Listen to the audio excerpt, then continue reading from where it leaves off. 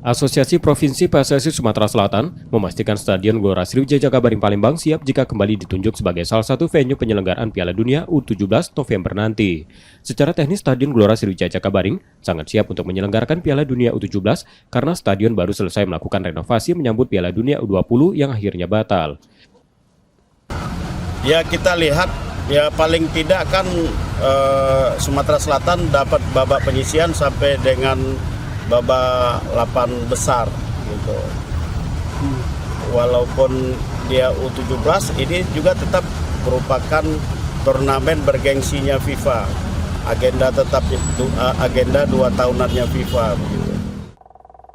Rencananya Piala Dunia U17 di Indonesia akan digelar pada 10 November hingga 2 Desember 2023. Nur Muhammad, Kompas TV, Palembang, Sumatera Selatan.